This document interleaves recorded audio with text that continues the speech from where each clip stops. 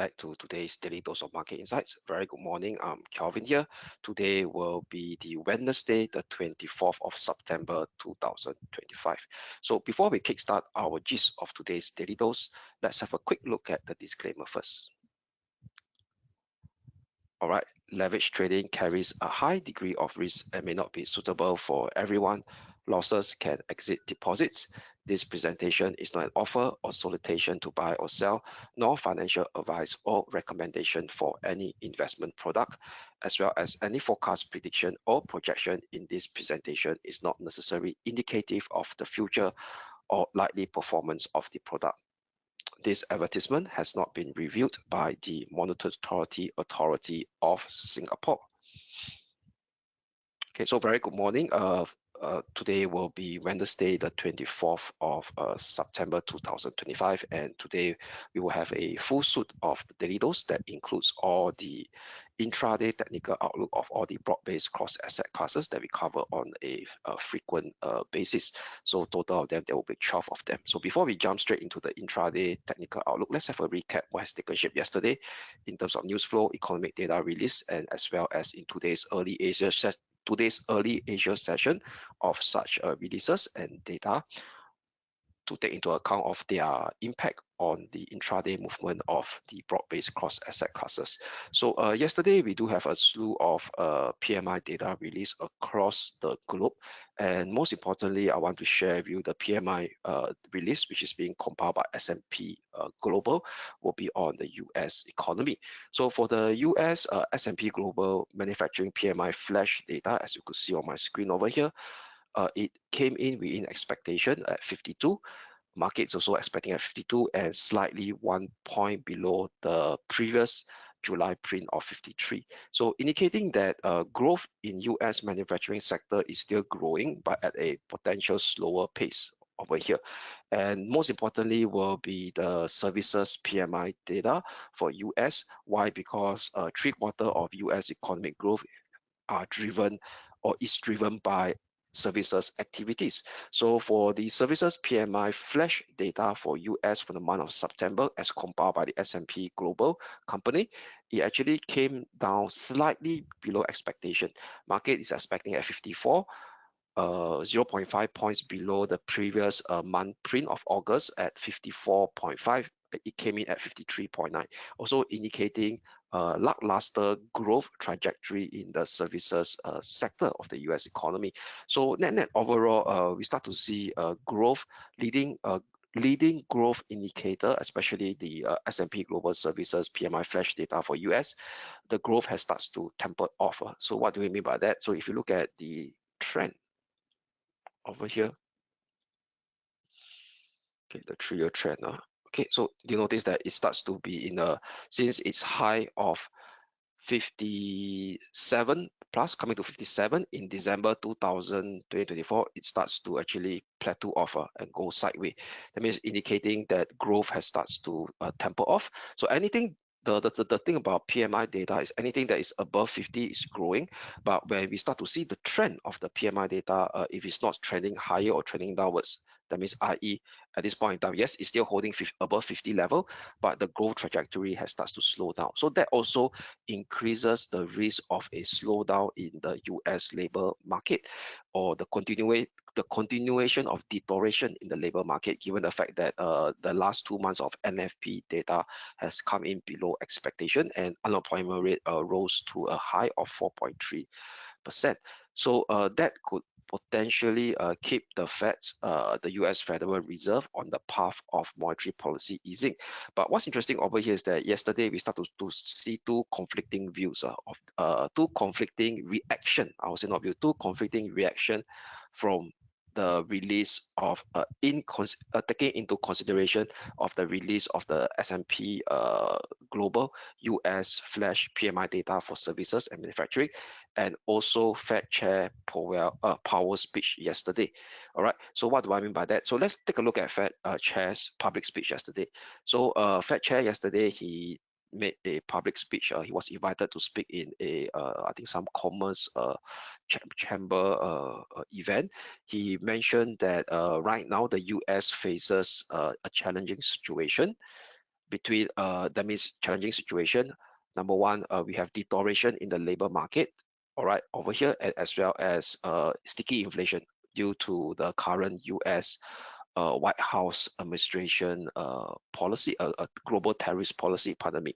And he also stated that near-term risks to inflation are tilted to the upside. That means, i.e., rather still continues to be sticky above the long-term desired inflation target of 2% that the Fed desired, and the risk to employment to the downside. That means what he did over here is that he actually struck off a rather balanced tone in his speech yesterday, and due to this balanced tone, he didn't offer any hints whether he might support a rate cut at the Fed next meeting, which is in October. But however, the Fed funds futures traders, as compiled by the CME Fed Watch 2, continues to price in a high odds of a interest rate cut, the second cut for 2025 in the October meeting, taking into account of that rather lackluster growth trajectory as being portrayed in yesterday's S&P Global US PMI flash data for services and manufacturing for the month of September. So if you look at the CME Fed Watch 2, right now, it's actually printing at a very high chance of 92%. So the Fed funds futures traders, based on their price behavior in trading the Fed funds futures contract, right now it's actually pricing in a 92% chance that the Fed will do another 25 basis point cut to bring it down to 3.75% to 4% over here. So that will be on the 29th of October FOMC meeting. And this high odds continues to increase from a day ago and almost a week ago. So a day ago was prior to Fed Chair public speech and the S&P 500 release of S&P Global, pardon me, release of the preliminary September PMI data for US. Before these two events took shape, it was at 89.8%, and it rose by around 3 percentage point more to 92% yesterday. So continuing the despite Fed Chair yesterday's balance tonality, it didn't detail the high amount of odds that's being placed by the Fed funds futures traders to anticipate another 25 basis point cut by the Fed on the 29th of October FOMC meeting, 92%. And if you look at the aggregator tab, market participants also continues to price in a high chance of 76% chance that the third cut potentially may come in before 2025 ends on the last FOMC meeting for this year, which is on the 10th of December, to bring it down to 3.5% to 3.75%. And for next year, currently they are looking for two cuts. The first cut to come in at 18th of March or 29th of April next year, and thereafter 80% chance to come in on the 29th of July 2026 FOMC meeting. So this continuation of dovish Fed anticipation by the Fed funds futures traders causes the US dollar weakness to come back into the FX market yesterday. So what do I mean by that? So if you look at the US dollar index, so the US dollar index, after 3 days of rally, ex-post FOMC on last Wednesday, the rally has stopped, and where it stopped right exactly at the 20-day moving average, where on Monday it has a negative close of negative 0.35, and yesterday there's a second day of negative follow through where it closed by negative 0.1% to print it down to below 97.3. All right, so 97.3 is the key long-term support level it was challenged last week, but by the end of Friday it managed to have a weekly close above 97.3, and right now the price action is trying to yesterday it broke below this level, and right now it's trying to retest this level again while coding at 97.34. All right, but so what's interesting over here is that that incremental increased bets of the anticipation of another 25 basis point cut by the Fed in the October meeting by Fed funds futures traders, this does not translate positively to the US stock market. So what do I mean by that? So yesterday, US stock market faces a profit-taking day where all the 4 major US stock indices closed in the red. Right, so the SPX closed down by negative 0.55%. The Nasdaq closed down by negative 7.3%. Lower magnitude to the Dow Jones Industrial Average, down by negative 0.2%, and almost a similar level of magnitude seen on the Russell 2000 at negative 0.24%. So the worst hit were the mega cap technology stocks, where in the last two sessions we saw a very strong push up due to the latest we call it AI optimism team play, where Nvidia agreed to invest 100 billion worth of investment into OpenAI. So if you look at yesterday's the heat map of the S&P 500, the worst hit were Nvidia profit taking down by negative 2.8%, then spreading into the rest of other mega cap stocks as well that close in the red for all of them. So Apple down negative 0.6%, Amazon down negative 3%, Tesla down negative 1.9%, Alphabet, the parent company of Google, down 0.21%, which fared much better as compared to the 7 mega cap stocks. Meta down negative 1.2%, and Microsoft down negative 1% over here. So more of a profit-taking day, I would say, rather than the start of a medium-term downtrend for the major US stock indices. Why? Still recall yesterday I shared with you Nasdaq 100 would be my chart of the day, and that chart of the day where I shared yesterday, there will be a risk of a minor pullback, and the minor pullback exactly hit our first support level on the Nasdaq 100 yesterday, which I highlighted. So later I will highlight again the levels to watch out for the Nasdaq 100 when I cover the second segment of the daily dose, all right, which is the intraday technical outlook. And one particular key data I want to share with you today will be the release of Australia monthly CPI data over here. So Australia CPI monthly data that was released earlier at 9:30 a.m. Singapore time. So the monthly data for Australia, CPI data for the month of August rose to 3% annualized, above 2.8% annualized that was printed in the previous month of July, and above expectation of 2.9%. And this 3% print for the month of August is the highest level seen in the last in July 2024. All right, so it is the highest inflation reading since July 2024. So it's a 13-month high over here. So you look at the 10-year trend, right? So Australia monthly CPI data starts to turn up after hitting a low point of 1.9% in June. So this turning up of this monthly CPI data for Australia hitting a 13-month high allowed the Aussie dollar to find support at the 20-day moving average. And the Aussie dollar now is the strongest major currency that is quoting against the US dollar. So if you look at, okay, so this is the 5-day rolling performance trend of the dollar. Right, give me a minute. Yeah, so this is a 5-day rolling performance. Sorry about that. Okay, let me stretch this up. Yeah, so this is the 5-day rolling performance of the US dollar against other major currency.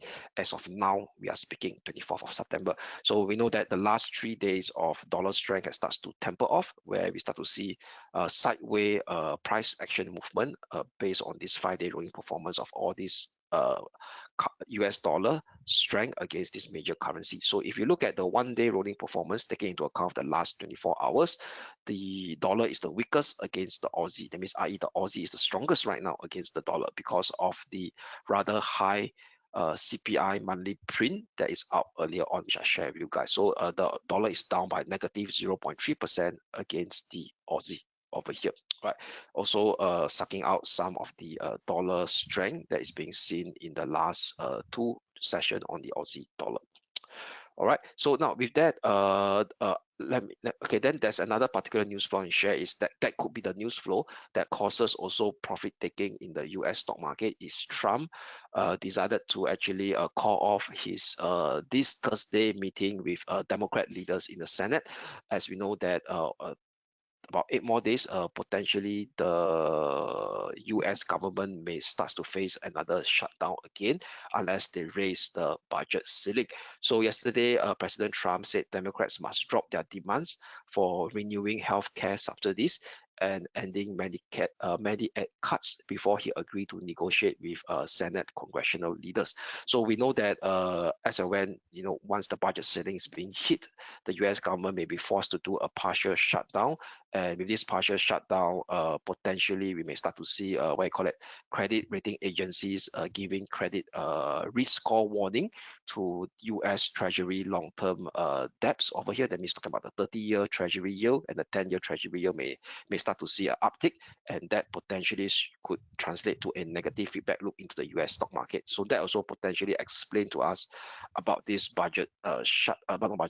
US government shutdown fears that kind of translate into a negative feedback loop into the US stock market yesterday. But bear in mind, we know that if you look at across previous budget ceiling that has been met, there where we start to see doing the what I call it the 1 week before the budget shutdown day, we we will see this potential brinkmanship that's being played out between Republicans leaders and Democrat leaders. But at the end of the day, they always come to a conclusion to prevent a prolonged government shutdown, because no party wants to take the risk that they triggered a prolonged US government shutdown that may lead to a potential recession into the US. And bear in mind, next year we will have the midterm election where the Senate is actually open up for voting over here, and no party wants to actually be the blaming party that caused this US government to shut down, indirectly losing their voting power in the Senate when midterm election comes next year. All right, so now it's more like a brinkmanship play, in my own opinion. All right, so eventually, at the end of the day, by the time the budget ceiling is being met by the US government on the 1st of October, during the 11th hour, most likely things will get ironed out. All right, so that's cover the first segment of today's Daily Dose. Now, let me move on to the second segment, which covers the intraday technical outlook on the broad-based cross-asset classes. So before we go into that, let me expand my screen. All right, over here. Good. So let's start with the FX market. Okay. So the FX market, let's start with the euro dollar. All right.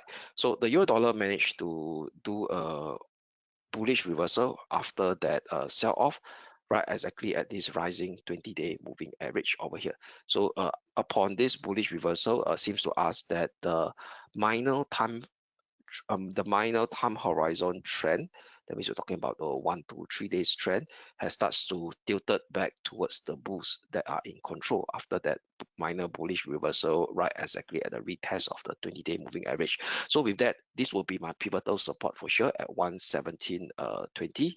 At 117.20, if you do the Fibo retracement, taking into account of the start of this minor impulsive up move from 22nd of August all the way up to that 4-year high that has been met previously during the onset of the FOMC meeting last Wednesday. It also confluenced very closely to the 50% Fibo retracement as well. So with, oops, sorry, let me put it back again. So with that, we will have a bullish bias for today using 117.20 as my short-term pivotal support level on the euro dollar. First resistance level to watch will be 118.60, where the bulls got dissipated after Fed Chair press conference, which is also the opening candle price of this rather long tail candlestick that is being formed at the 2 a.m. mark on last Thursday, which is at 118.60. So that will be my first resistance level to watch. A clearance above 118.60 will see a retest at 119.10 next, which is the 30th of July and the 3rd of September 2021 minus swing high area. Only a bearish breakdown below 117.20 will negate today's bullish bias view to see another round of choppy minor corrective decline sequence unfolding again to open up scope for the next intermediate support level to come in at 116.75. We also confluence with the rising 50-day moving average for now. So that's for the euro dollar. Next up will be the sterling dollar. So the sterling dollar also managed to did a minor bullish reversal after the test of its 50-day moving average on Monday during the European session. So with that, I will use the 134.50 level as my pivotal support level for today. And this 134.50 level also confluence with the 50% around the, not around the 50%, around the golden ratio of 61.8% from the 3rd of September minor impulsive up move all the way up to, that's the low, toward the FOMC high on 18th of September, which is Thursday Singapore time at 2 a.m. Okay, so with that, that will be my pivotal support level. Bullish bias for today for the sterling dollar as well, using 134.50.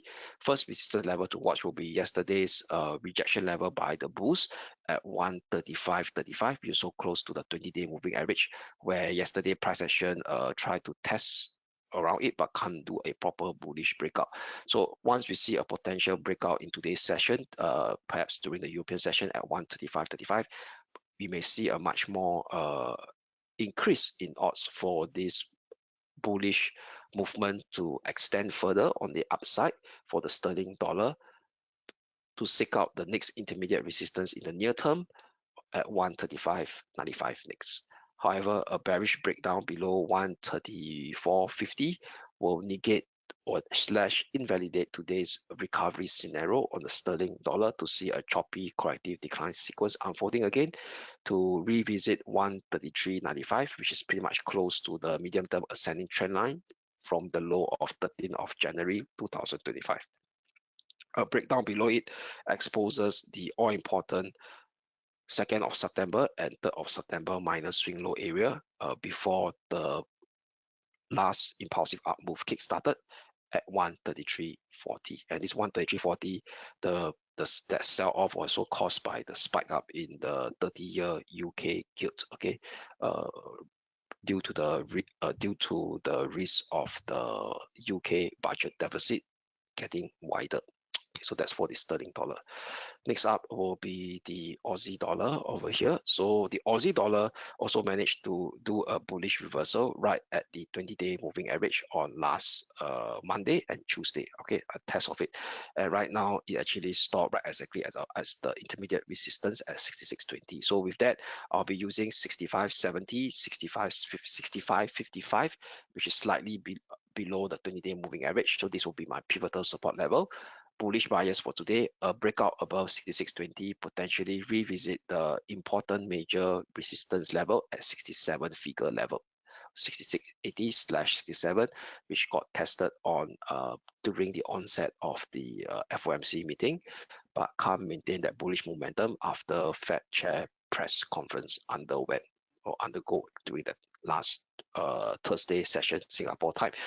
Early Singapore time at 2 a.m. Singapore time. So this 67 figure level is very important. Why? Because if you look at the longer time frame chart on the daily chart, so this 64 figure level was rejected by the bulls because it's the upper limit of this upper boundary of this expanding wedge range configuration that is still in place since April 2025 over here. So only a clear bullish breakout above 67 figure level will potentially kickstart a medium-term uptrend phase for the Aussie dollar. So for now, in the short term, these are the two key levels to watch on the upside for the Aussie dollar, 66.20 followed by 66.80/67 figure level. Only a bearish breakdown below 65.55 will invalidate today's bullish/recovery scenario on the Aussie dollar to see it floating downwards further towards 65.30 in first step, which is the rising 50-day moving average. Can't hold above 65.30, may expose 65 figure level, which is the minor swing low of 3rd of September and 4th of September. So that's for the Aussie dollar. Lastly will be the dollar yen.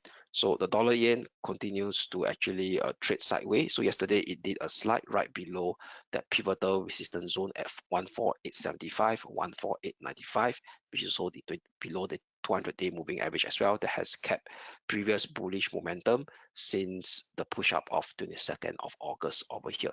So we continue to have a bearish bias view within this minor sideways range configuration that has taken shape since the low of 24th of July. So this is a complex minor range configuration within a medium-term ascending wedge range configuration. So what do I mean by that? So we look at the daily chart. So the daily chart continues to show the dollar yen being trapped in a minor range configuration, sideways range configuration since the 24th of July this year. But if you stretch it out all the way up to April, you're also inside a range configuration. So this is a medium-term ascending wedge range configuration as depicted by these two gray color boundary line over here. Okay, something like a ascending wedge range configuration. So put it in a way that it's a range within a range for the dollar yen right now. So on a shorter term basis, these are the key levels to watch. Short-term pivotal resistance, the upper limit of this minor range minor sideways range configuration 14875/95, maintain that bearish bias, downside trigger level to open up scope to float it down towards the lower limit of this sideways range will be at 14750 for sure. That was tested yesterday, and as well as tested in today's Asia session at the opening at 8 a.m. Singapore time. So a breakdown below 14750 will open up scope towards the next support level. Okay, there's a higher level on the, okay, will be this level over here. Let me put it in writing. Okay, okay, this level here, 14670. Okay, 146. I round it up. So 69, I'll round it up to 70. Put it 24. Okay, 14670. A breakdown below it exposes 14630 next. All right, in short term. Only a push up and a breakout above 14895 will invalidate today's bearish bias view and see a squeeze up towards the medium term pivotal resistance at 14970, 14970, 14990. So that is the upper limit of that medium term ascending wedge range configuration. So that could be very clearly seen on the daily time frame chart over here. All right, 14990, the upper limit of this medium-term ascending wedge range configuration for the dollar yen. All right, so that's conclude the intraday technical outlook on the four major US dollar pair. Let us now proceed to the intraday technical outlook on the major stock indexes, starting with the Hong Kong 33. So still recall that Hong Kong 33 on Monday, we flipped to a neutrality stance. So it actually broke below the neutrality stance and hit our first support level at 26,070 with positive technical element right now as price action on the hourly RSI shape a bullish divergence. Okay, very clearly a higher low after a test of its oversold level yesterday. Okay, it printed a higher low, while we see similar low in today's Asia session at 26,060. So using the 20-day moving average, which is the rising 20-day moving average, that confluence with the minor swing low area of 11th of September, and as well as this 9th of September over here, 25,860 will be my short-term pivotal support that I have for the Hong Kong 33. That's representing the Hang Seng Index.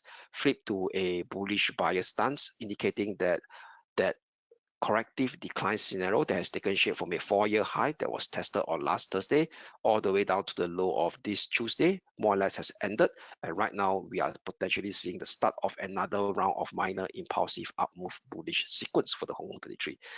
Two near-term resistance level to watch in the near-term horizon, that means stretching for 1 to 3 days, will be at 26,445.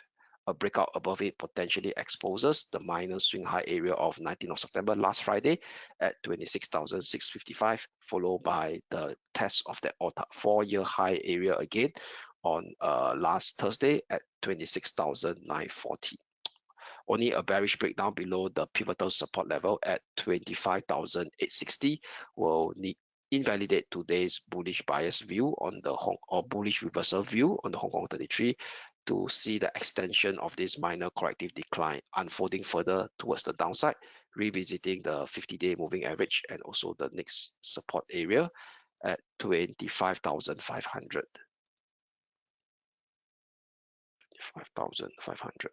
Right, so that will be the next support level to watch after if 25,860 can't hold. So that's for the Hong Kong 33. Next up will be the Japan 225, representing the Nikkei 225. So the Japan 225 in today's Asia session, it did that minor pullback. So minor pullback managed to hold right exactly at the lower limit of this minor ascending channel that I drew from the low of 2nd September, 4th of September, right over here. So this is a typo error, 4th of September.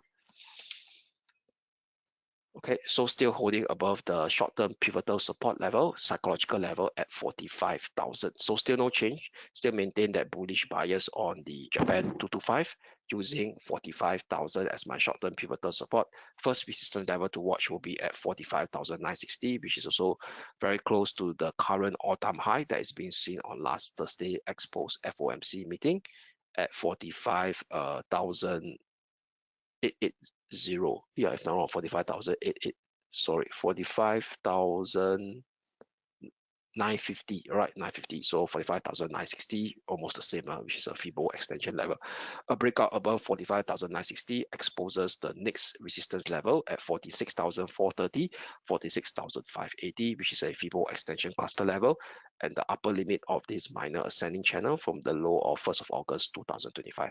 Only a bearish breakdown below 45,000 figure, which is the short-term pivotal support level right now, will invalidate today's bullish bias view to see the extension of this minor corrective decline extending further to the downside, revisiting that minor swing low of last Friday, post BOJ meeting at 44,560. A breakdown below it exposes the rising 20-day moving average at 44,050. So that's for the Japan 225.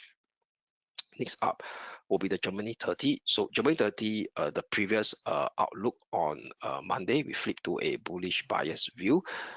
Price action did indeed test that pivotal support before shaping that push up, and this push up managed to stall at this 20-day moving average before trading downwards again. So level still remains unchanged in terms of the resistance and support level. So 23,490 will still be my pivotal support level to maintain that potential push-up scenario on the Germany 30 that's representing DAX to revisit 23,735 / 23,790 in the first step. 23,000 is a zone, it's an intermediate resistance zone. 23,735 will be the 20-day moving average, and 23,790 will be the minor swing high that the bulls rejected on the 16th of September and 19th of September.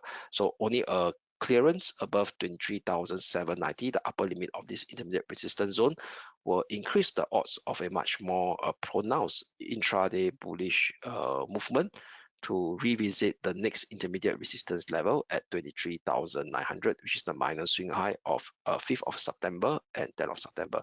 However, a bearish breakdown below 23,490 will invalidate today's bullish bias view to see it floating down to revisit 17th of September swing low area is a zone, and the 1st of August swing low area at 23,390 / 23,310.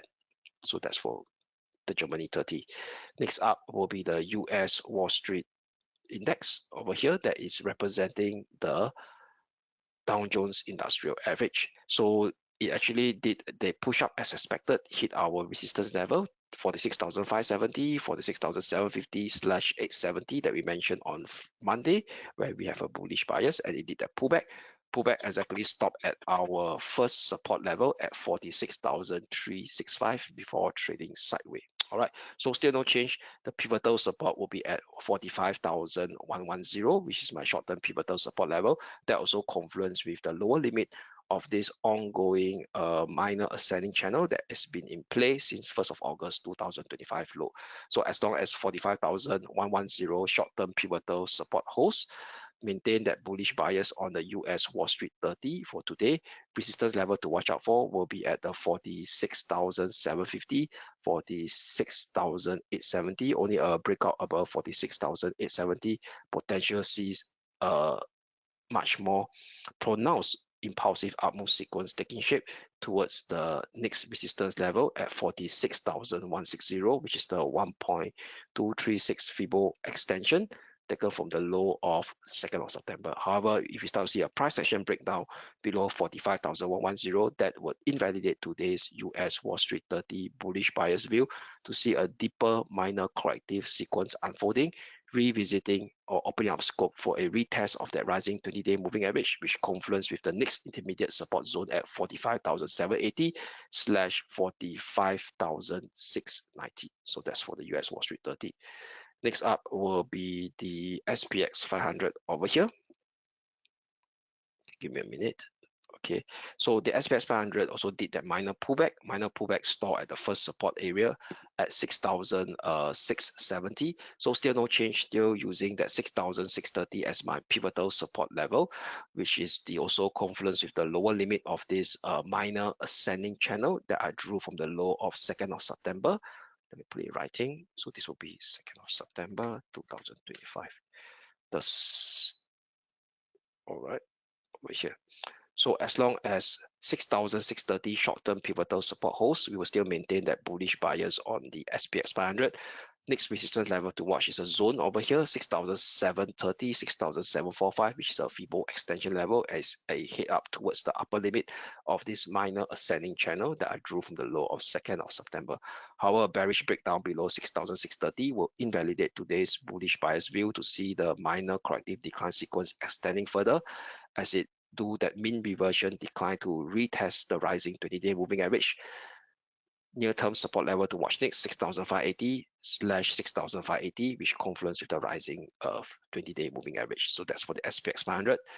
Next up, the Nasdaq 100. So Nasdaq 100 yesterday we featured as our chart of the day. So that minor pullback indeed takes shape towards our first support level at 24,655 level over here, but managed to hold right exactly at our Titan pivotal support level at 24,535. So still no change, still using 24,535 short-term pivotal support level, maintain that bullish bias view. First resistance level to watch, 24,890 for today. If this level is being taken up on the upside, next resistance zone, 25,010, 25,100 level, which is a Fibo extension level, and as well as the upper limit of this ongoing minor ascending channel that is still in place since 2nd of September this year. Right, let me put it in writing. Okay, so this will be 2nd of September 2025. However, a bearish breakdown below 24,535 that would invalidate today's bullish bias view to see the extension of this minor corrective decline unfolding further to the downside as it mean reverts towards the rising 20-day moving average. So next support level to watch, 24,305. A breakdown below it exposes 24,140, 24,050, which confluence with this rising 20-day moving average as well. Right, so that's for the Nasdaq 100, and also sum up all the intraday technical outlook of the 1, 2, 3, 4, 5, 6 major stock indices. Now let us now proceed to the commodities market, starting with gold XAU/USD.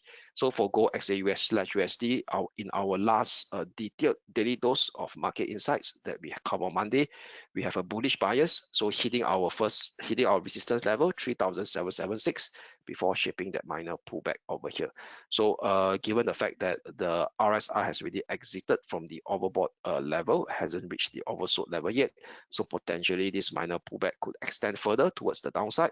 So first support zone to watch out for, support level to watch out for will be 3,714 level over here, 3,714. Pivotal support still remains the same at 3,688, which is the minor swing high that got taken out. That this minor swing high is very important because that actually see that minor pullback taking shape as post FOMC meeting now turns into a critical pullback support level 3,688. So as long as this minor pullback didn't surpass below 3,688, still maintain that bullish bias view on gold XAU/USD. Next resistance level to watch after 3,776 will be 3,820/3,840, which is a Fibo extension level as gold continues to trade upwards towards the upper limit of this ongoing minor ascending uptrend channel that has been in place since 22nd of August 2025 low. Only a bearish breakdown below 3,688, we see a more pronounced minor corrective decline sequence unfolding, which is a mean reversion decline scenario heading back down towards the rising 20-day moving average with the next near-term support level at 3,620, 3,660, followed by 3,620, pardon me, which confluence with the rising 20-day moving average as well. So that's for gold XAU/USD. Next up will be the West Texas crude oil lastly. So the West Texas crude oil yesterday did a squeeze up. And this squeeze up over here saw the RSI hitting the overbought level and also fletching out a bearish divergence yesterday where price action do a lower high before exiting from its overbought level over here. Yeah. Over here, you see higher high in price, but lower high in the RSI. Then thereafter is exit from the overbought, indicating the lack of upside momentum yesterday, right exactly at the downward sloping 50-day moving average again.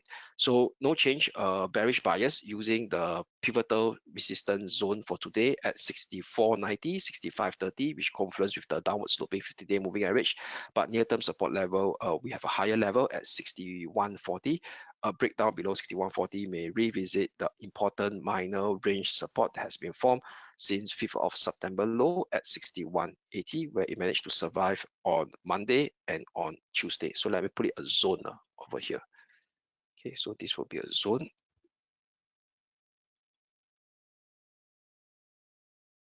Okay, this level here. Okay,